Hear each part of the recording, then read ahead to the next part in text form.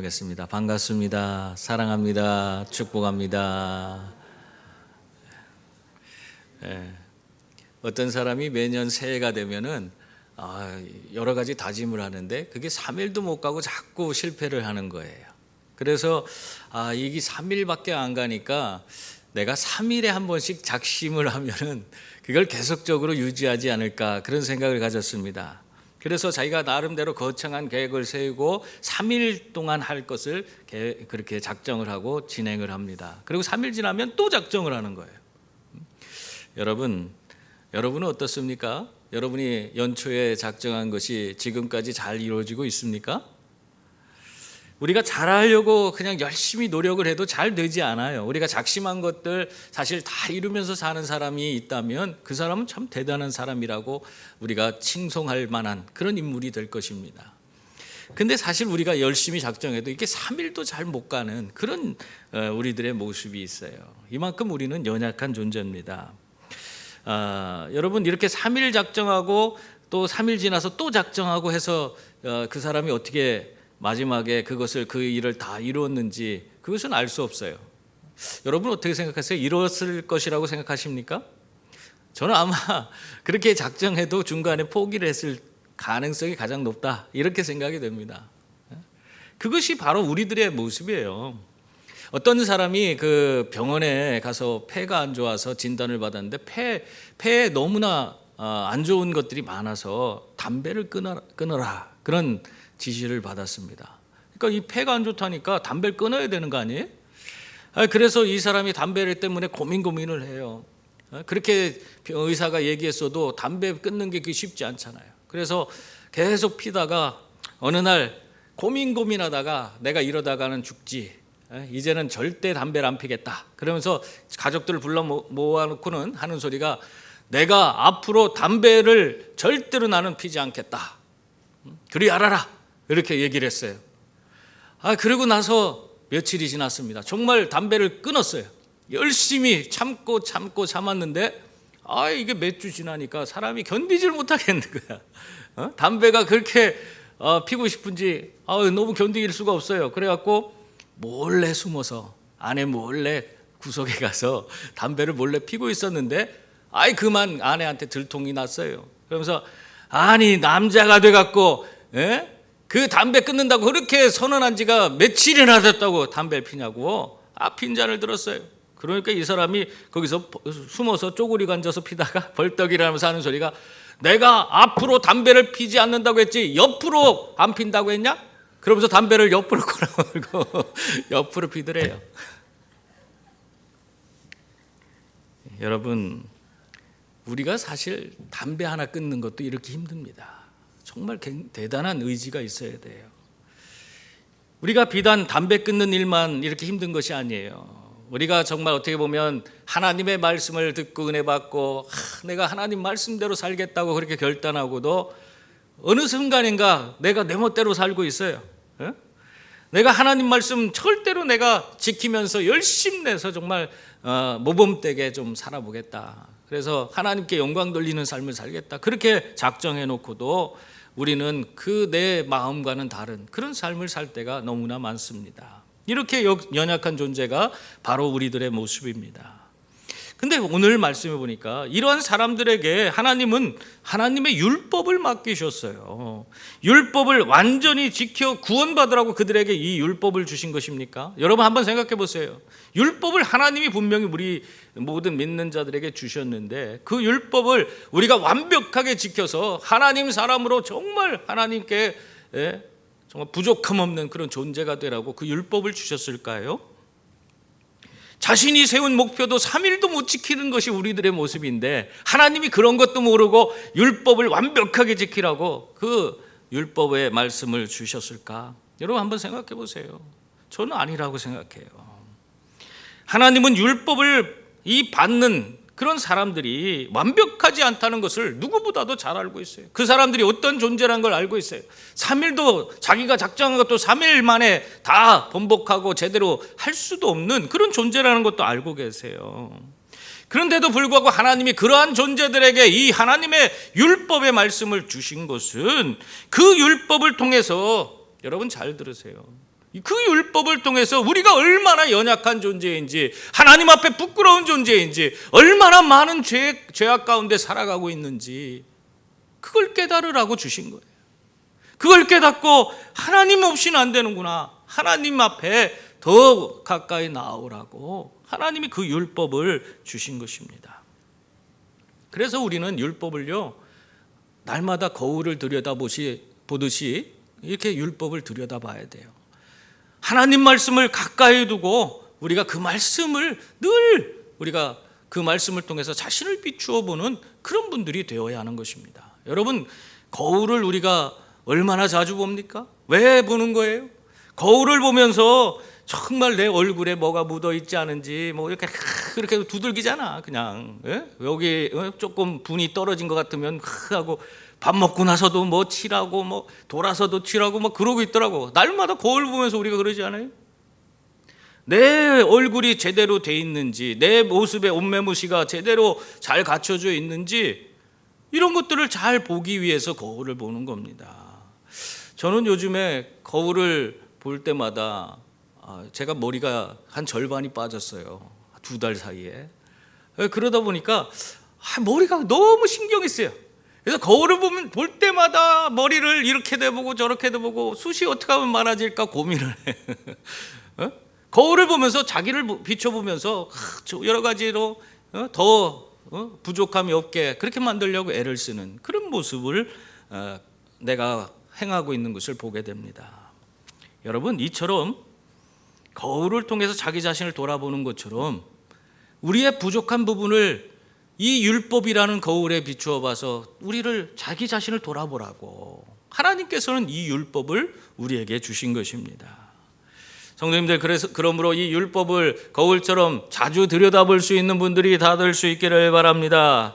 그래서 내가 정말 하나님 앞에 정말 온전한 상태인지 그런 것들을 잘 분별하고 정결한 모습으로 하나님께 나아가서 하나님을 기쁘시게 하는 그런 성도들이 다 될 수 있기를 바랍니다. 오늘 말씀 이 19절 20절 말씀 보세요. 거기 보면 우리 한번 같이 읽어볼까요? 우리가 알거니와 무릇 율법이 말하는 바는 율법 아래에 있는 자들에게 말하는 것이니 이는 모든 입을 막고 온 세상으로 하나님의 심판 아래에 있게 하려 함이라. 그러므로 율법의 행위로 그의 앞에 의롭다 하심을 얻을 육체가 없나니 율법으로는 죄를 깨달음이니라. 그렇게 말하고 있습니다. 율법을 받은 사실에 대해서만 그냥 그것을 강조하고 그것에 대해서 자부심을 느끼는 이 유대인들에게 지금 바울이 뭘 얘기하는 거예요? 율법을 받은 것만이 중요한 게 아니라는 거예요. 율법을 받은 것도 중요하지만 더 중요한 것은 그 하나님이 그 율법을 주신 그 율법이 갖고 있는 의미가 무엇인지를 깨닫고 살아가는 것이 더 중요하다. 그 말을 하고 있는 거예요. 여러분, 하나님께서 주신 율법, 이 율법을 왜 주셨습니까? 이 율법이 지닌 의미가 무엇입니까? 오늘 바울이 그것에 대해서 설명하고 있는데 뭐라고 하고 있어요? 율법 아래 있는 자들의 입을 막고 모두가 죄인으로서 하나님의 심판 아래 있음을 깨닫게 하기 위해서 이 율법을 주셨다. 그렇게 말하고 있습니다. 이것이 율법의 의미예요. 이러한 율법의 의미를 우리가 알고 이 율법을 대하는 그런 사람이 되어야 합니다. 율법의 의미를 알고 대하는 사람과 율법의 의미를 전혀 모르고 그냥 율법만 내가 가진 것으로 그냥 만족하고 있는 사람과의 삶의 차이가 확실하게 다를 거라고 그렇게 여겨집니다. 여러분, 생각해 보세요. 예수님이 안식일에 대해서 얘기할 때 뭐 어떻게 얘기했어요? 안식일을 지키라, 그것만 얘기했어요? 이 안식일을 지키는 것도 중요하지만 이 왜 하나님이 안식일을 지키라 했는지 그것을 알아야 된다. 그러면서 안식일의 의미를 사람들에게 재해석해 주시지 않았습니까? 여러분, 한마디로 율법을 주신 진정한 의미를 알 때 우리는 하나님의 그 마음을 제대로 알 수 있고, 그리고 우리에게 주신 그 율법의 말씀을 정말 하나님의 입장에서 하나님의 뜻대로 우리가 하나하나 제대로 실천해 나갈 수 있는 그런 성도들이 되는 줄 믿습니다. 여러분, 그래서 우리가 율법의 의미를 아는 것이 굉장히 중요한 거예요. 우리가 성탄절도 마찬가지죠. 성탄절을 어떤 날이에요? 성탄절은 예수님이 이 땅에 오신 것을 우리가 기뻐하고 감사하고 하나님께 영광 돌리는 그런 날이 성탄절입니다. 근데 이 아이들에게 이 성탄절에 대해서 물으면은요, 여러 가지 답변이 나오는데 그 중에 제일 많이 나오는 답변이 무엇이냐? 이미 조사를 했어요, 다. 그랬더니 아이들이 성탄절 하면 뭐가 생각나냐? 저 산타요. 산타가 제일 생각나는데 왜? 선물 받아야 되니까. 산타, 루돌프, 선물, 요 세 단어가 아이들이 가장 많이 말한 것이라는 겁니다. 성탄절 하면은 산타, 루돌프, 선물이라는 거예요. 어떤 목사님이 그래요. 이 성탄절에 대해서 우리 모든 성도들이 아니면 모든 세상 사람들이 일기를 쓴다면 성탄절을 한 줄로 한마디로 이렇게 쓸 거다. 뭐라고 쓰냐? 먹고 마시고 즐기는 날이다. 그렇게 쓸 거라는 거예요. 사람들의 인식이 그렇다는 거예요. 성탄절을 하면 괜히 예수를 믿지 않아도 괜히 뭔가 마음이 설레고 그날은 먹고 마시고 즐기는 그런 날처럼 여기고 산다는 것입니다. 그러나 우리의 믿음의 선배들은 이 성탄절을 정말 귀하게 여겼어요. 퀴스트 같은 사람은 성탄절은 인간 역사의 주인공이 교체되는 그런 기념비적인 날이다, 그렇게 얘기했어요. 인간의 역사의 주인공이 바뀌는 날. 얼마나 이 대단하게 성탄절을 바라보고 있는지 모릅니다. 또 파스칼은 성탄절은 인간을 설득하기 위한 하나님의 마지막 카드가 도착한 날이다. 예수 그리스도가 사람들을 그러니까 하나님께서 설득하기 위해서 마지막 카드를 보낸 것과 같다. 그 얘기를 하고 있는 거예요. 그리고 토저 목사님은 하나님의 겸손과 인간의 존귀함이 만나는 그런 날이 성탄절이다. 그렇게 이야기하고 있습니다. 저마다 이 성탄절에 대한 그런 의미는 좀 다른 식으로 표현하고 있지만은 이렇게 성탄절의 의미가 무엇인지를 명확히 알고 그날을 맞이하는 사람과 그 의미를 모르고 그냥 먹고 마시고 즐기는 날이라 생각하는 사람과 성탄절에 그런 모든 것을 대하는 그런 모습은 달라질 수밖에 없는 것입니다. 여러분, 성탄절의 의미를 알아야지 더 보람차게 성탄절을 준비하고 맞이하게 되는 것처럼 여러분, 하나님 주신 율법도 마찬가지예요. 그 의미를 제대로 알아야 돼요. 그걸 알아야지 우리가 제대로 하나님의 마음을 이해하고 하나님께서 우리를 통해서 이루고자 하는 것이 무엇인지를 명확하게 깨닫고 하나님 앞에 더 가까이 나아가는 그런 자들이 되는 줄 믿습니다. 하나님은 이렇게 율법을 통해서 우리에게 뭘 얘기하는 거예요? 우리 스스로 구원에 이를 수 없는 우리가 죄인이라는 사실을 깨닫게 하기를 원하셨어요. 그러니까 율법을 통해서 우리의 한계를 깨닫고 우리가 정말 연약한 존재구나, 나는 날마다 죄인일 수밖에 없구나, 오라 나는 죄인 중에 괴수구나,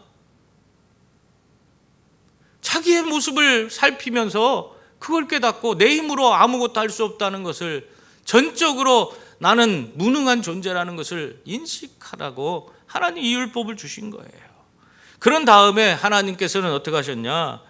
사람들에게 새로운 하나님의 한 의를 허락해 주셨습니다.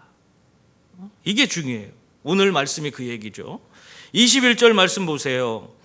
이제는 율법에 하나님의 한 의가 나타났으니 율법과 선지자들에게 증거를 받은 것이라, 그렇게 말씀하고 있습니다.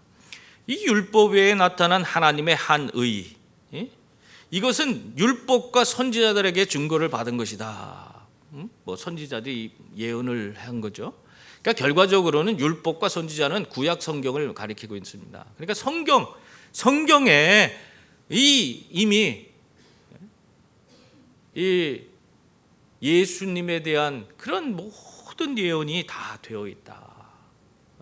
예수님이 우리를 위해 이 땅에 오시고 우리를 위해서 희생하시고 우리를 위해서 이렇게 속죄 제물이 되실 것이다 하는 모든 예언들이 다 되어 있어요.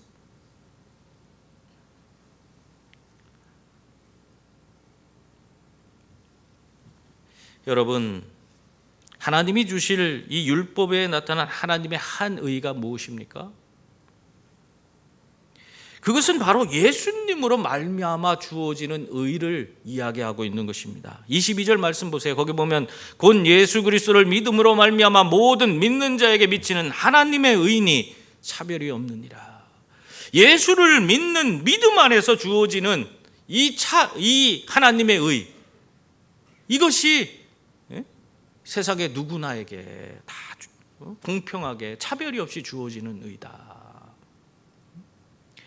여러분, 이 플로이드 해밀턴이라는 학자에 의하면 구약 성경에는 이 예수님에 대한 예언이 332개가 있는데 그것이 다 성취되었다, 그렇게 이야기를 하고 있습니다. 이렇게 수많은 성경의 증언이 율법에 주실 그런 하나님의 한 의가 있다는 사실을 우리에게 말씀하고 있습니다. 여러분, 이러한 하나님의 한 의가 예수 그리스도 안에서 정말 그것이 우리에게 주어진 줄 믿습니다. 예수님이 이 땅에 오심으로써 그것이 다 이루어진 거예요. 그래서 요한복음 3장 16절에 보면 하나님이 세상을 이처럼 사랑하사 독생자를 주셨으니 이는 그를 믿는 자마다 누구든지 멸망하지 않고 영생을 얻게 하려 하심이니라, 그렇게 말씀하고 있어요. 예수님을 믿고 우리의 죄 문제가 해결되어짐으로 우리가 하나님의 한 의를 덧입게 되어서 우리가 구원과 영생과 천국을 누리는 그런 하나님의 백성이 된다는 그 얘기를 하고 있는 거예요. 여러분, 이 하나님의 의는 예수를 믿는 믿음 안에서 주어지는 의인 줄 믿습니다. 우리는 모두 죄인으로서 의가 없는 자들이에요. 그렇지만 하나님께서는 그의 하나밖에 없는 아들을 직접 이 땅에 보내셔서 인생들의 모든 죄의 짐을 다 지게끔 만들어 주셨습니다. 그래서 그 죄의 짐을 지고 죄인을 대신해서 십자가에 달려서 죽도록 그렇게 만드신 것입니다. 여러분, 이를 통해서 사람들은 그 자신들에 있는 모든 죄가 해결되었어요. 죄 문제가 해결됐어요. 죄의 삭은 사망이라고 분명히 말씀했는데 그 죄의 삭을 우리의 생명으로 지불해야 되는데 우리가 우리의 힘으로는 우리 생명을 지불할 수가 없어요. 여러분, 생명이 여러 개가 있습니까? 하나밖에 없는 생명을 가지고 그걸 지불해버리면 우리는 살 수가 없는 거 아닙니까?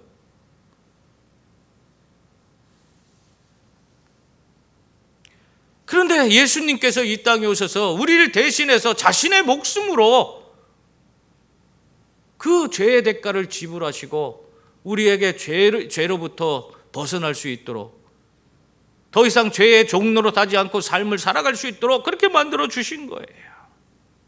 그래서 이제는 그것으로 말미암아 하나님의 의가 우리의 삶에 주어짐으로 말미암아 우리가 구원받고 영생 얻어 천국 가는 그런 존재가 되도록 그렇게 만들어 주셨습니다. 여러분, 이것은 남녀노소 빈부귀천 모든 것을 떠나서 차별 없이 누구든지 예수님만 믿으면 주어지는 은혜인 줄 믿습니다. 그러므로 예수님 잘 믿어야 돼요.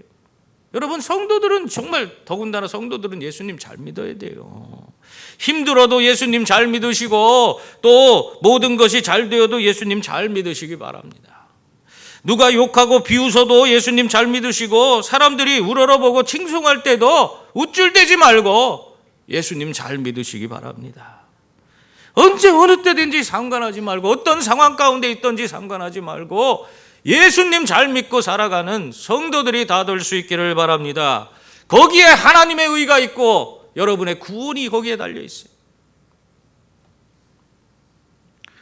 23절 24절 말씀 보세요. 거기 보면 모든 사람이 죄를 범하였음에 하나님의 영광에 이르지 못하더니 그리스도 예수 안에 있는 속량으로 말미암아 하나님의 은혜로 값없이 의롭다 하심을 얻은 자 되었느니라, 그렇게 말하고 있습니다.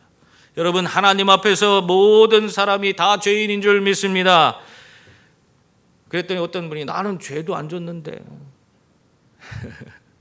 여러분, 죄 안 짓고 지금까지 잘 살고 있다고 그렇게 자부하시는 분 계십니까? 그 마음, 우리가 정말 그것을 그렇게 이야기할 수 있는, 우리 감옥 가지 않았으면 우리 죄 안 짓고 산 거지 뭐. 근데 실상 성경에서 우리에게 말하는 죄는 우리의 생각으로, 우리의 마음으로 지은 죄까지도 다 죄라고 말하고 있어요. 그것이 우리가 직접 실제적으로 사람들이 아는 그런 죄를 지은 것과 우리가 생각으로 지는 죄는 모르잖아요, 사람들이. 그럴지라도 그것이 동일하다고 여기시는 거예요, 하나님은. 예? 여러분, 우리들이 미워하는 사람을 얼마나 그 사람을 바라보면서 죽이기도 하고 막 살리기도 합니까? 얼마나 우리가 그렇게 속으로는 별 생각을 다 하면서 지내는 그런 모습이 우리 가운데 있지 않습니까?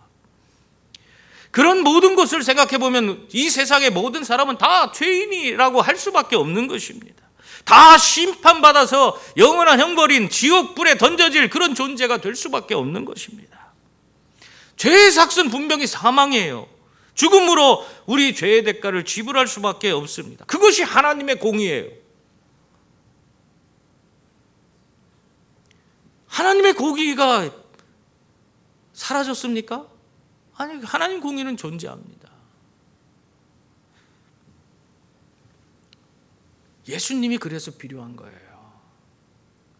그 하나님의 공의를 이루기 위해서 예수님이 필요한 거예요. 하나님의 아들은 예수님이 아니고는 우리의 죄를 해결할 사람이 없기 때문에 그래서 예수님이 필요한 겁니다. 여러분, 죄인이 죄인의 죄를 대속할 수 있습니까? 자기 죄도 대가를 지불해야 되는데 누구 남의 죄를 자기가 짊어진다고 해서 그게 인정되겠습니까? 죄인의 죄는 의인만이 그것을 해결할 수 있어요. 예수님께서는 이 땅에 점도 없고 흠도 없는 어린 양으로서 오셨어요. 의로우신 분이세요. 죄가 전혀 없으신 분이세요.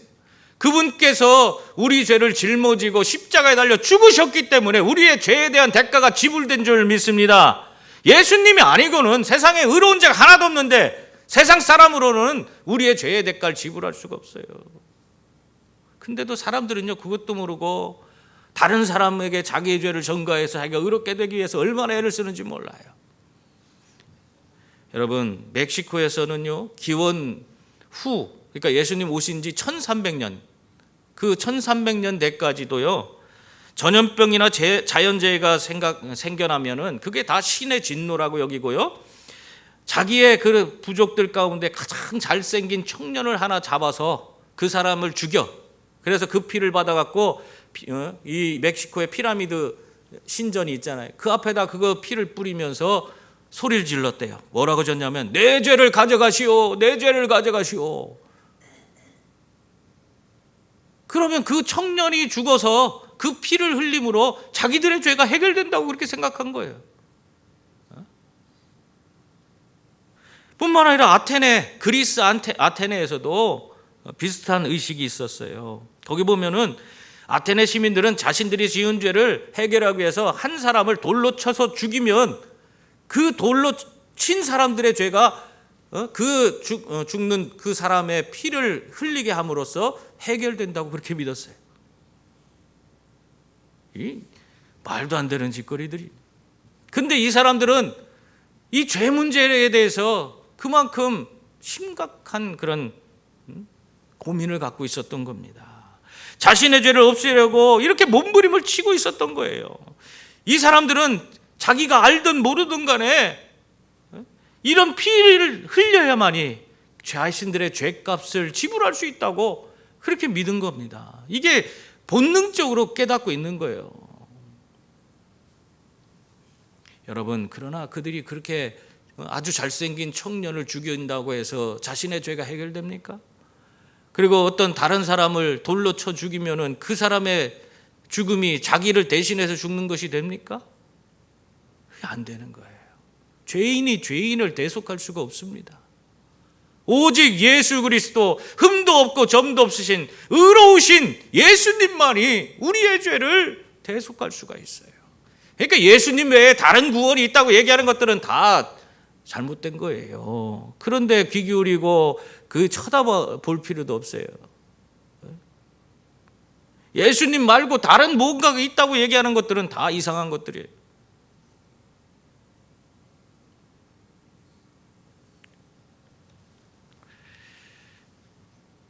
여러분, 이러한 사람들이 자신의 힘으로는 도저히 죄를 감당할 수 없기 때문에 하나님께서 어떻게 하셨습니까? 하나님께서 하나님의 아들을 보낸 거예요. 이 죄인인 인간들 자기 스스로는 구원할 수 없기 때문에 의로우신 하나님의 아들 예수 그리스도를 보내서 그 피로 우리를 구원해 주셨습니다. 이것이 바로 은혜예요.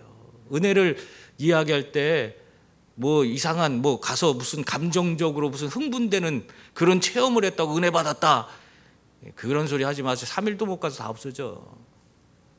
은혜는 바로 이거예요. 하나님께서 정말 하나밖에 없는 독생자 예수 그리스도, 의로우신 그분을 나 대신에 죽게 하신 거예요. 이게 은혜예요.